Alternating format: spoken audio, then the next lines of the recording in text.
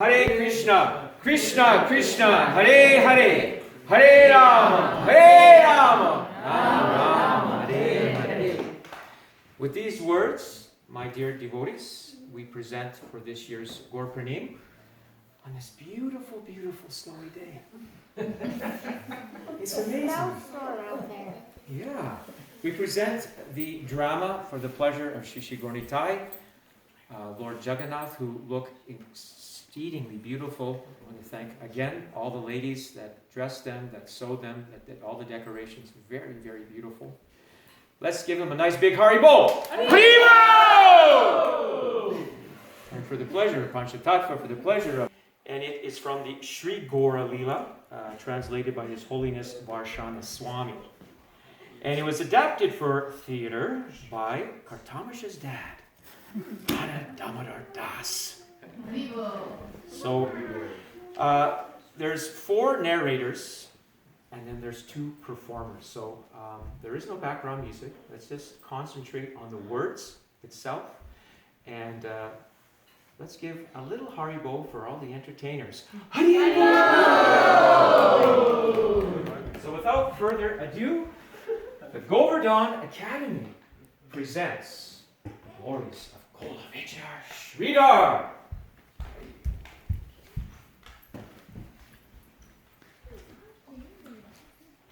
In the forest of Madhuvan, an older merchant named Kolavecha Shridhar lived in all simplicity. Shridhar was so poor, he lived in a hut that had more holes than thatch on the roof. An old iron pot, broken around the top, sat just outside the door of his hut. Shridhar kept the water in this pot for such menial purposes as washing his feet.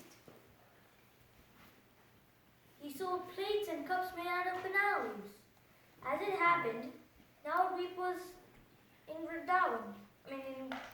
Bengal. An area so fertile, it was called the Garden of India. Banana trees grew everywhere, so selling their leaves was not a good business. He was as honest as Yudhishthira Maharaj. He always quoted the correct price for his commodities, and he never cheated. People who knew him always bought at the price he quoted. Shridhar made a few cents every day. His only purpose was to use half of these few cents he made to worship Mother Ganga. Aware of his poverty, Shridhar was of a most gentle and humble disposition, refusing to argue with or criticize anyone. His atheistic neighbors took great delight in making fun of him. They harassed him over and over, calling out in sarcasm and spite. Hey, holy worshipper! Is your God as poor as you are? Look at you, starving dog. You can barely cover yourself with cloth. Yelling and laughing, they grabbed the fruit from his trees and threw it at him. Shridhar never protested, for his real sustenance was the holy name of Sri Hari, which he chanted all through the day and night. At night, in ecstasy, he chanted so loudly that his neighbors could not sleep. Infuriated, they screamed at him to be quiet and threw food at him. Hari! Hari! Hari! Here, eat something, you poor bum. Stop yelling and crying from your hunger pains. We're trying to sleep. Entirely devoted to Sri Krishna, Shridhar did not even realize the nature of his neighbor's gross abuse, but continued with his devotional worship. Always joyful and undisturbed, he loudly chanted the holy name all night long with overflowing love for Krishna. Shridhar returned home from the deep forest every afternoon in a state of expectation, waiting for a special customer. This customer also harassed him to no end, yet Shridhar loved him in spite of the abuse.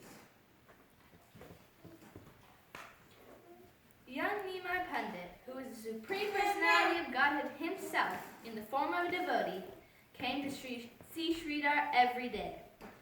Sometimes, the young professor would bathe in the nearby pond along with his students, then run through Shridhar's banana grove, stealing fruits and flowers.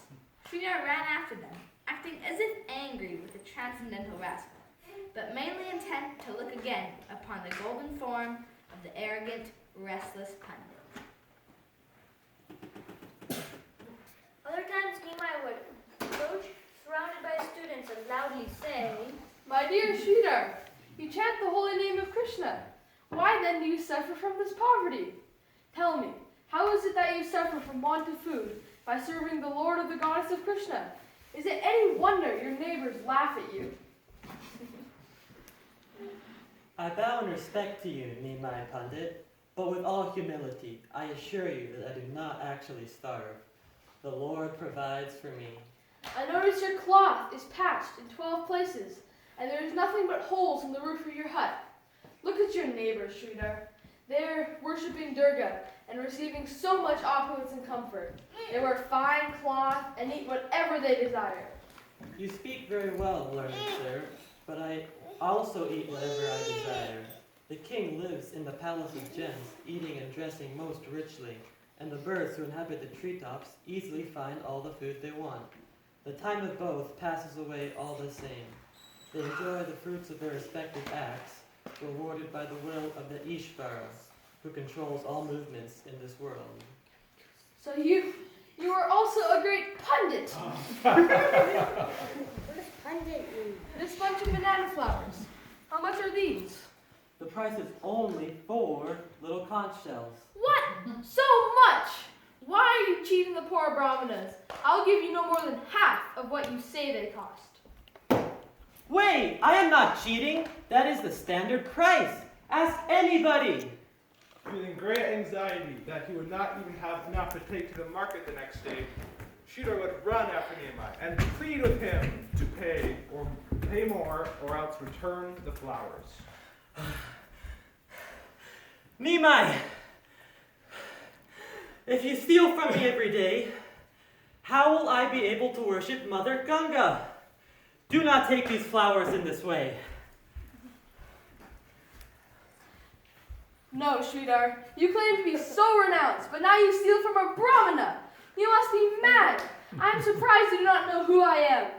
Shridhar gazed at the youth, so beautiful, the sight of him took his breath away. The Lord stood before him, smiling, his cherry red lips stained with betel. His complexion shone like molten gold, and his temperamental eyes moved about, agile and restless. Radiant tilak decorated Nimai's fine forehead, and his mischievous face was surrounded by curls of scattered, blackish hair that covered the top of his smooth shoulders. A shining white Brahmin thread crossed his wide chest. The Lord wore his dhoti most attractively, folded 3 times, and he stood, bending slightly, with a garland hanging to his waist. In this way, Lord Anantasesha decorated Sri Gauranga in his play as a pundit. I am simply a dog, my dear sir, humbly surrounded by his poverty. I know you were a dog, and a very cunning dog, too.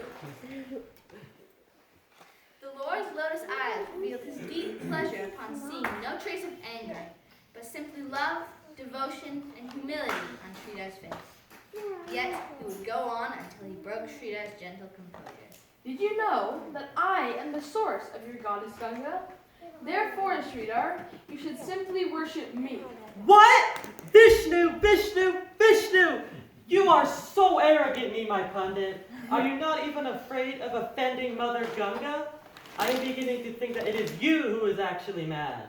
In this way, Lord Chaitanya joked with his simple banana merchant for hours. Nimai Pandit, why do you harass me so much? Why do you pick on me? You do not harass anybody else like this. It's because you have a great treasure. What do you mean? I'm so poor that my house does not even have a roof on it. No, this is just a front. You wear this torn cloth and appear to be very poor, but I know you have a great treasure in this house. Where are you going? Demand to know. I know you have a great wealth here. I will leave you alone for today, but later I'll exploit your treasure and expose you to everyone. What are you saying? What do I have? I do not even have proper clothes to greet you with, or a decent seat to offer you. What wealth do I have? Not only do you have great wealth, but you dine on it sumptuously and in secret. One day I will reveal your secret to the world, and everyone will see how you have deceived them. I humbly beg that you return home. Let us not quarrel anymore, my dear sir. It's not proper. No, don't think you can get off so easily. But Pundit, I live off of selling banana leaves. What can I offer you? For now, give me this gourd that grows in the vine clinging to your hut. I'll not trouble you any more if you give me this offering. This Brahmana is certainly very arrogant. Yet, I cannot refuse him. It is my good fortune that he demands my source of income. Otherwise, I would think that I had nothing to offer to the Brahmanas. Shridhar thought, what a Brahmana takes even by force, I see as my good fortune. He is not disturbing my mind, rather. I am longing more and more in my heart to have some suitable offering for him. Actually, he was simply fulfilling his heart's desire to sacrifice all that he had in Sri Vishnu.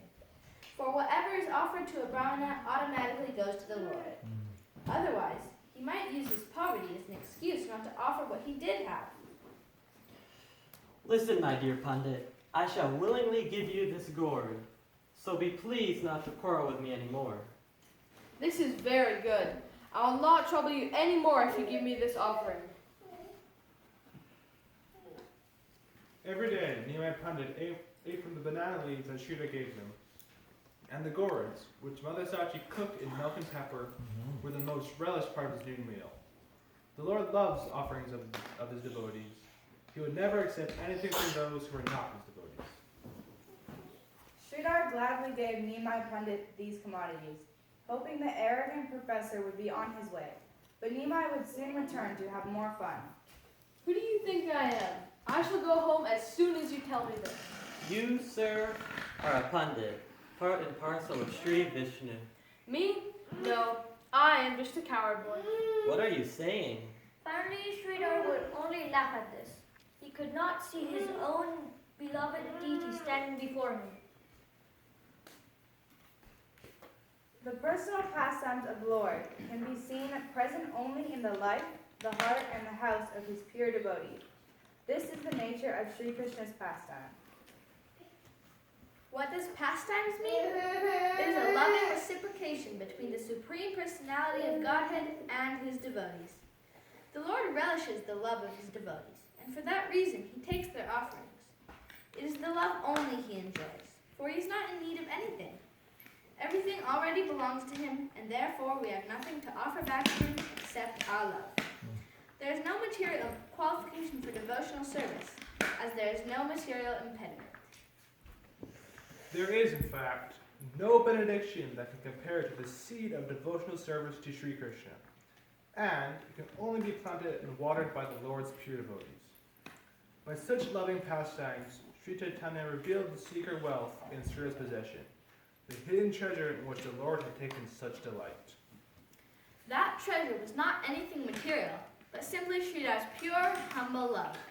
Sri Chaitanya revealed the ultimate treasure in this world, the gift of unconditional devotional service, which is exemplified by and may be obtained from the association of his pure devotees.